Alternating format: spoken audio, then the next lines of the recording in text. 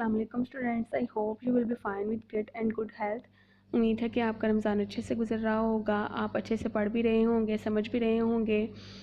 चलें स्टार्ट करते हैं। बिस्मिल्लाहिर्रहमानिर्रहीम। Subject science, class 6, unit number 5, elements, mixtures and compounds, presented by Amna Mahmood. Today the topic of under discussion is that atoms. Atoms के बारे में हमने पढ़ना है। What are the element, what are the particles of atoms, क्या चीज़ें atoms में present होती हैं, ये सब कुछ हमने देखना है, ठीक है।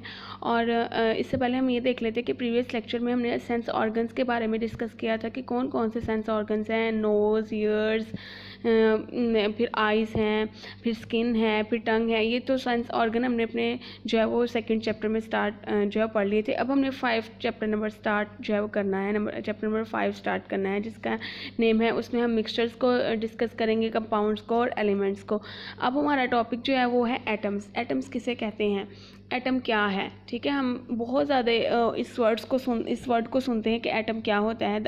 The word atom is derived from Greek word Atmos. Atmos जो है वो से एटम निकला है, ठीक है, जिसका मतलब है इंडिविजिबल, जो कि डिवाइड ना हो, इंडिविजिबल हो, जिसको तकसीम ना कर सकें या जो तकसीम ना हो सके, हम उसको कहते हैं कि ये इंडिविजिबल है।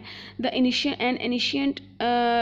Ancient Greek philosopher name democracies. Democracies एक एनिशियंट ग्रीक फिलोसोफर था जिसने ये कहा था कि जो एटम है वो इंडिविजिबल है। एटम इंडिविजिबल मीन कि वो डिवाइड नहीं हो सकता, हम उसको डिवाइड नहीं कर सकते, ठीक है। नेक्स्ट हम देखते हैं suggested that all matters. Democracies जो है वो एनिशियंट ग्रीक फिलोसोफर है, उसका नेम डेमोक्रेटिस है। उसने कहा था कि जो मैटर है, जो एटम है, वो सारा किससे मिलकर बना हुआ है, मैटर से। That all matter is composed of tiny indivisible particle, जिसको हम कहते हैं एटम। के मैटर जो है वो एटम से मिलकर बना हुआ है। और आपको अगर याद हो तो मैंने आपको जो है वो एटम की डेफिनेशन, मैटर की डेफिनेशन बताई थी कि anything which have a mass and occupy space. कोई भी चीज़ जिसका मैस और स्पेस को ऑक्यूपाई करें, हम उसको कहते हैं मैटर। तो हमारे यूनिवर्स में सारी चीज़ें जो छोटी से छोटी भी चीज़ है ना, तो उसका कुछ ना कुछ आप 0.00 में उसका 1 या मतलब ग्राम उसका कोई मैस ज़रूर होगा, तो इट्स मीन वो मैटर है। तो इट्स मीन कि वो एटम से मिलकर बना हुआ है। तो अगर आप गौर करें तो हमारी पूरी यूनिवर्स फिर मैटर है, ठीक है ना। अब फिर हमने उसमें देखा था कि सॉलिड, लिक्विड और गैस। आप अपने इन्वायरमेंट भी देख सकते हैं कि सॉलिड भी चीज़ें हैं जो हमारे इर्द गिर्द हैं, गैस हैं जो कि हमारी जो है एयर में गैसेस प्रेजेंट है, ठीक है। और लिक्विड भी इतनी चीज़ें, पानी भी इतना है, हमारी लिक्विड चीज़ें भी हैं। तो ये सारा क्या है, मैटर है। और यही जो है वो किससे मिलकर बना हुआ है, एटम से। अब जो डेमोक्रेटिस था उसने कहा था कि एटम जो है वो डिविजिबल नहीं है। पहले वक्तों में कहा जाता था, ठीक है, कदीम ज़माने में, कि ये जो है वो एटम जो है वो इंडिविजिबल है, डिविजिबल नहीं है। लेकिन अब मॉडर्न अगर हम रिसर्च देखें, जो आज की रिसर्च है, मॉडर्न रिसर्च है, उसके अकॉर्डिंग क्या था, modern research has shown that each atom is made up of tiny particles. बहुत छोटे पार्टिकल से एटम मिलकर बनता है, जिसको हम कहते हैं electron, nucleus containing proton and neutron, ठीक है। न्यूक्लियस होता है एटम जो है वो फर्स्ट इलेक्ट्रॉन, फिर सेकंड न्यूट्रॉन, और third is second is proton, और थर्ड इज़ न्यूट्रॉन। जो प्रोटॉन और न्यूट्रॉन है वो किस में प्रेजेंट होते हैं, इस न्यूक्लियस में। और इलेक्ट्रॉन रिवॉल्व करता है around the nucleus in orbits. ये मॉडर्न रिसर्च है। तो वो जो डेमोक्रेटिस ने कहा था वो तो रॉन्ग था ना।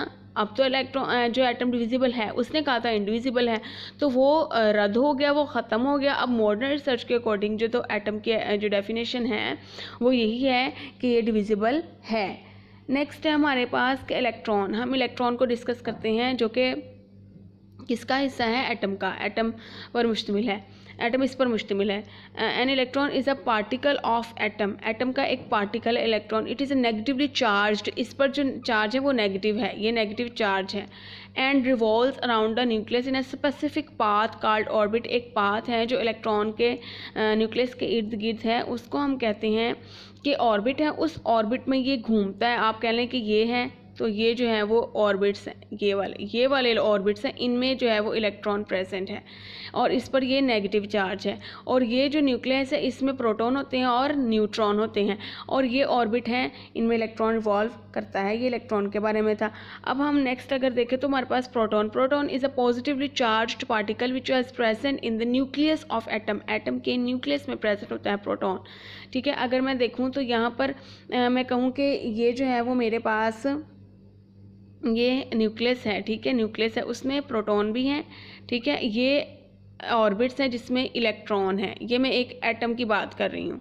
ठीक है, एक एटम की बात कर रही हूँ मैं, जिसका मैंने स्ट्रक्चर बनाया है। यहाँ पर प्रेजेंट न्यूक्लियर प्रोटॉन भी है और यहाँ पर और न्यूट्रॉन भी प्रेजेंट होता है, दोनों न्यूक्लियस में प्रेजेंट होता है। अब उसने कहा कि प्रोटॉन पर पॉजिटिव चार्ज होता है और ये न्यूक्लियस में प्रेजेंट होता है। नेक्स्ट उसने कहा है न्यूट्रॉन्स क्या होते हैं। न्यूट्रॉन्स के बारे में थर्ड है neutron. The neutron is a neutral charged particle. Neutral particles, charged particle नहीं है ये, क्योंकि इस पर कोई चार्ज नहीं है, ये न्यूट्रल है। Which is found in the nucleus of atom. Atom के न्यूक्लियस में प्रेजेंट होता है। इट हैज़ नो चार्ज, इस पर कोई चार्ज नहीं होता और it is equal in mass to a proton.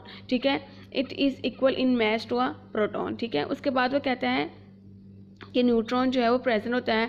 अगर हम कोई एग्जांपल लें, कार्बन की अगर एग्जांपल लें तो कार्बन में क्या होता है, कार्बन का 12 होता है एटॉमिक मास और जो है वो 6 होता है इसका एटॉमिक नंबर। अगर मैं ये बात करूं तो इसमें जो है वो नंबर ऑफ़ प्रोटॉन कितने होंगे, 6 नंबर ऑफ़ प्रोटॉन होंगे। अगर मैं देखूं इसको तो 6 जो है वो प्रोटॉन कितने होंगे, 6 होंगे और न्यूट्रॉन कितने होंगे, 6 होंगे। तो अब ये न्यूक्लियस में प्रेजेंट है चीज़ें।